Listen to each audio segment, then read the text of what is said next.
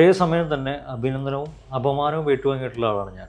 അതെന്താ അഭിനന്ദനം അപമാനം ഏറ്റുവാങ്ങിയെന്ന് പറഞ്ഞ്? അതെന്ന് വെച്ചാൽ ഇപ്പോൾ നിങ്ങളൊരു കാര്യം ചെയ്തു ആൾക്കാർ ഇഷ്ടപ്പെട്ടു കഴിഞ്ഞാൽ ബിൻസി കൊള്ളാട്ടോ, നന്നായിട്ടുണ്ട്, അത് അഭിനന്ദനമാണ്.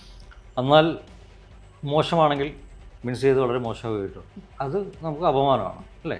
ഇത് രണ്ട് സമയങ്ങളിലാണ്. പക്ഷേ ഞാനങ്ങനെയല്ല. ഞാനിപ്പോൾ എവിടെയെങ്കിലും പോയിട്ട് അങ്ങനെ ഭക്ഷണം കഴിക്കാനിരിക്കുമ്പോൾ അല്ലെങ്കിൽ ചായ കുടിക്കാനിരിക്കുമ്പോൾ പെട്ടെന്ന് ആളുകൾ ഇങ്ങനെ കയറിപ്പോയിട്ട് അയ്യോ ചാക്കോച്ചനല്ലേ എന്നൊരു ഓടി നിന്നിട്ട് അടുത്ത് വന്ന്, അപ്പോൾ അത് അഭിമാനമാണ് നമുക്ക്. ഇങ്ങനെ ആളുകൾ ഓടിക്കൂടുകയാണ്, വന്നിട്ട് ആ അയ്യേ എന്ന് പറയും. ചില കുറ്റമായിട്ടല്ല, അവർ ഉദ്ദേശിച്ച ആളല്ല, സോറി കേട്ടോ ഞങ്ങൾ ചാക്കോച്ചനെന്ന് ചോദിച്ചെന്ന് പറയും. അപ്പം അത് നമുക്കൊരു അപമാനമാണ്. അപ്പോൾ ഒരേ സമയം അഭിനന്ദനവും അപമാനവും ഒറ്റ സമയം കൊണ്ട്, സെക്കൻഡുകൾ കൊണ്ട് നമുക്ക് കിട്ടും.